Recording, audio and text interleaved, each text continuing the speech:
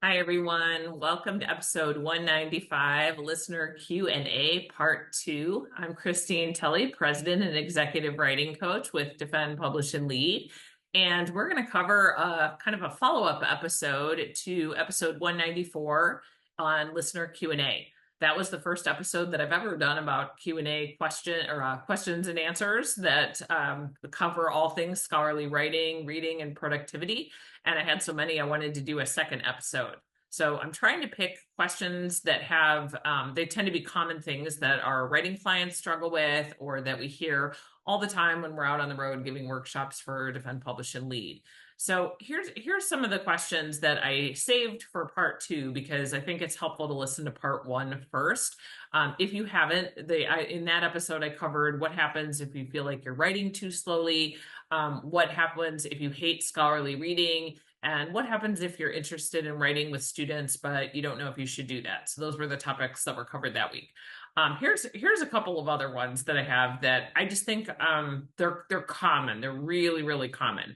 So the first question I want to start with is that I have a client who is on the tenure track and about to apply for tenure. And they know they have enough publications to get tenure and get promoted. So this is at a US-based institution where their tenure and their promotion is tied together. So they would get tenure and promotion to associate rank.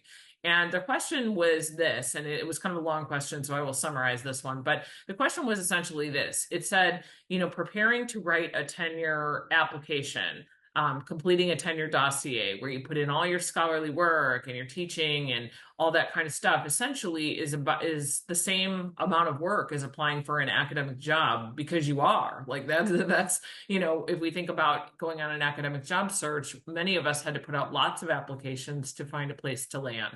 So yes, I mean, this person was asking about the time. And then part 2 was, what do I do with all my scholarship while I'm busy working on this tenure application? And to me, this is a bigger question because many of us will go on the job hunt. So for example, dissertation students struggle with this all the time. They're trying to complete a dissertation, but at the same time, they have to write all the cover letters. They have to do all of the work to do an academic job search. We see a lot of them right now in a September series that we're running for Defend, Publish, and Lead. So if that's something that interests you and you feel like you missed it, email me. We'll get you in late at Christine at Defend, Publish, and Lead. I'm happy to open it up for you. It's a 4-week series, so we can get you the recordings. But one of the things that we know just from the investment in applying for a job is that that's a heck of a lot of writing. It's a lot of reading. It's a lot of like audience analysis. You need rhetorical skill. And quite frankly, you might not have the energy to do scholarly writing for other things at the same time that you're applying for tenure, you're applying for a job. But at the same time, many of us have no choice. So one of the things, and this is the question comes from somebody that's been a client of ours for a while, and at their institution, this is a highly productive R1, Research 1 level institution.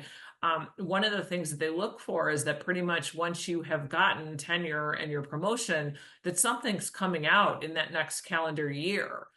So one of the things that they ask for, and I have not seen this before, is they want to see the legwork that you're working on your draft of your next book, or you're working on the draft of that next article. You've identified a publication outlet. You show evidence that you're working on it. I suspect something like this might become more and more common, especially as tenure is always in danger in many institutions, particularly in the US. So, it's a question like, what do I do? I still have to get some writing done while I'm doing this other thing, which is also writing. So here would be my advice on that. I like, when possible, to separate these tasks. Tenure is applying for tenure is a stressfully, loaded task. It's very detail oriented. It's tedious. That's the same thing with the job hunt, where you pour out over all the nuances in the job ad to try to figure out how you can shape your experiences to meet that, and so on. So the first thing that I would say is I would split up these writing tasks immediately. I'd get them on either different days, different times of day, and so on. And I know that maybe the impetus is to start off your day working on the tenure application because that's really, really important, or the job application because that's really, really important, and maybe to push writing to later. But I would recommend trying to flip those. And partially it's because it's like all things. So we always say this about teaching. If we have to teach a class at 2 o'clock, somehow something's going to happen to be ready for that class at 2 o'clock because it has to be done. The same thing's going to happen with tenure and job applications in most cases. Of course, some people hide from them, but the majority of people are still going to get the work done. And if you can maybe start off the day not in a fuzzy, kind of in a panic, like, oh my gosh, I have all this stuff, and maybe just letting yourself have a half hour a day to work on some scholarly writing. That's only going to help you because in your job applications, a lot of times you have to talk about future directions for research. It's much more fresh in your mind if you just worked on it that morning.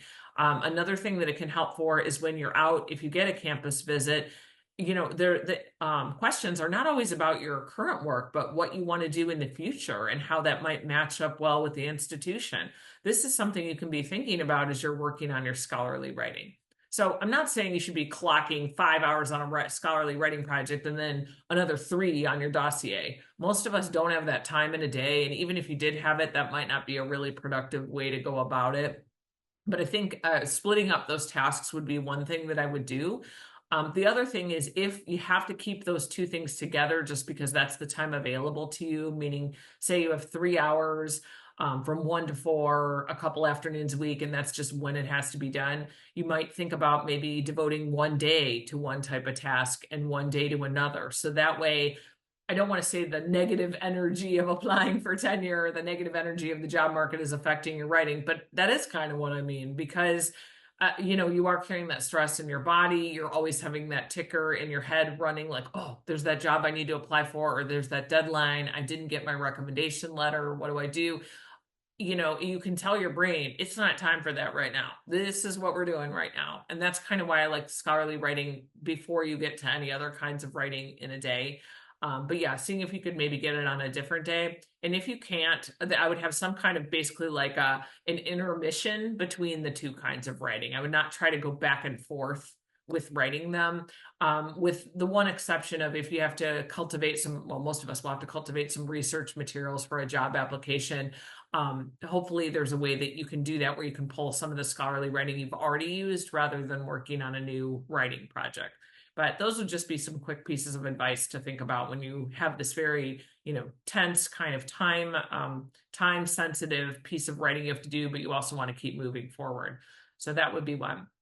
Another one that I had that I like to answer, because I usually like to tackle one from academic parents. In this case, is an academic mom. This is somebody with school-age children working within the confines of a school day. And the question was a lot about some time management strategies and all that. But again, to summarize, this particular person pretty much has between something like 8 a.m. and 2 p.m. to work on weekdays. But they are teaching 5 classes during the course of this semester, and they have some administrative work. So they're at a smaller liberal arts university, kind of cash strapped. Everybody has to carry a heavier load. So what has happened is that in theory, this writer has some time at work that they could get some things done before they have to pick up children. And many people listening to the podcast, you hear about me saying that all the time. I've been there. I'm still there. I have a child that's in late middle school right now.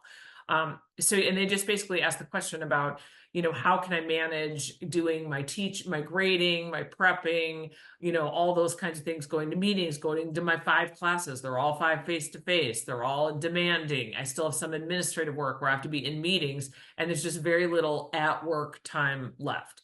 So this is a really good question. So here's a couple things that I would recommend. During the 6 years that I was a writing program administrator, so for listeners that are not familiar with that, I directed all the writing of the first year students in their composition courses, really time intensive, 12 months. I didn't teach 5 classes in a semester, but there were many that I taught 3 and sometimes a grad seminar as well. And I know that your time is not your own because of all the meetings and things like that. So one of the things that I tried to do, I did not do this super successfully, but I did try to do this to pull this off. I did, in most of these years, I had full-time daycare, but I know that that's not for everybody. So that's not the suggestion I'm going to say here. But let's say on days, for whatever reason, I didn't have it. Daycares close all the time for all kinds of reasons, but there were days that happened. One of the things that I would try to do, if at all possible, was to get all teaching prep and all grading out of the workday when I was alone. Because I figured out that, school age kids, even toddlers to some extent, you're able to get some work completed. Maybe it means you can only look at one page of a student's paper before someone's yelling for you and you have to do something at home. But I got pretty good at being able to stop and start grading, particularly. Sometimes I could do it when I was doing, if I was doing like teaching prep, that was another thing I could kind of do in little time scraps to get some things done. And I really protected a couple of hours. I sometimes labeled them with a phantom meeting. So I said this before on a podcast, but my favorite thing to call a meeting is an assessment meeting because nobody wants to go to one of those. So usually they will leave you alone. And I would set it up in a legit meeting location. I would book a spot on campus like we were really having a meeting. Nobody knew. And I picked it during a time that it wasn't inconvenient to others. But for me, I actually went to a meeting room. So I talk about how I like to write in the library. During those years, I did write in the library sometimes, but a lot of times when I needed to get some extra writing done, I would just book meetings. I'd keep them on my calendar like, oh, I'm sorry, I really can't do that. I have a meeting every Monday at 10. And I would keep that Monday at 10 and I would go to the meeting room, close the door. The meeting room that I was in, I always picked one that didn't have windows so nobody could see how many people were in the meeting, and I would just do my business in there. So that would be one of the things that I'd recommend to this listener. Or the other thing that I might say, or this client, the other thing I might say for people that are working with academic children, during those years, if it's possible, I really worked on shorter projects. I worked on scholarly articles. I worked on book chapters. The books that I'm working on now came much later. So I had children kind of late in life. So, I had been a PhD. I'd finished my work. I didn't have children in grad school. So really at the same time when I was getting promoted to associate professor, I was also having a first baby. So it was all kind of happening around the same time. And for me, at least, that meant I was past tenure, so I didn't necessarily need a book. My institution didn't require one, so I didn't need one anyway. But during those early parenting years, I really did focus on shorter projects.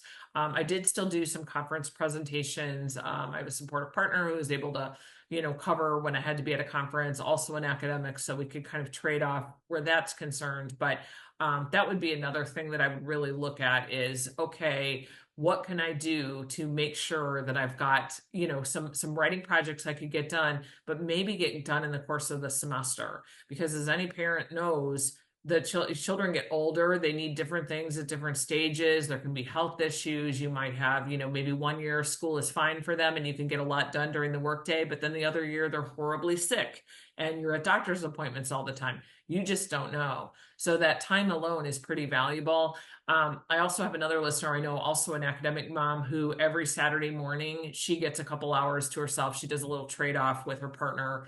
But obviously for single parents, sometimes this isn't necessarily an option or something else has to give. So whatever situation you worked out to get yourself to work, sometimes that's the spot where you can grab some scholarly writing.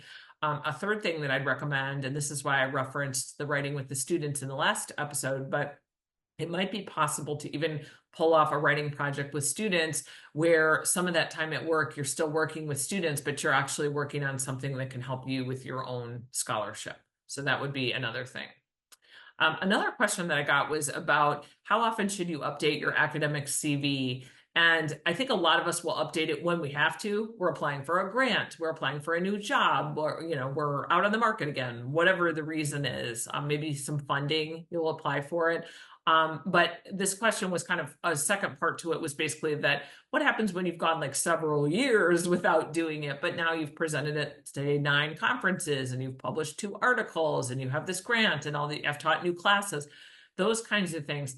I did talk about this in a book that I have coming out in the future. I'll give out some publication dates and stuff about that in a future episode, but I basically talk about this is other kind of career advancement labor. It might not seem like making a CV or revising it is advancing your career in any way, but it usually is in an academic market because that's the piece that says everything about you and what you can bring to the table.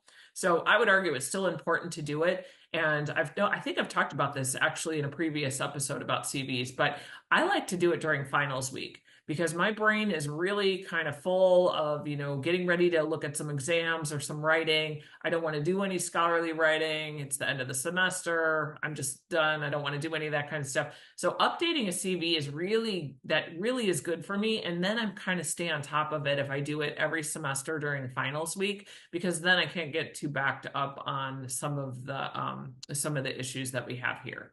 So hopefully these answers to some of these questions help. I'm happy to do some more Q&A episodes. I don't like to give just a quick explanation, as you probably guessed from these episodes, because writing is so individual. Sometimes there's not really a quick answer to do it. I did have somebody from a previous episode ask about doing a workshop as an answer to a question. We definitely do that. One of the cool things about Defend, Publish, and Lead right now, we're doing a lot of 1-hour virtual workshops for universities just on a topic that they want. We need help with this. So if that's something that interests you or your university, you want to talk to them about bringing us to you, we're happy to do it. You can email me at Christine@defendpublishandlead.com, and happy writing this week.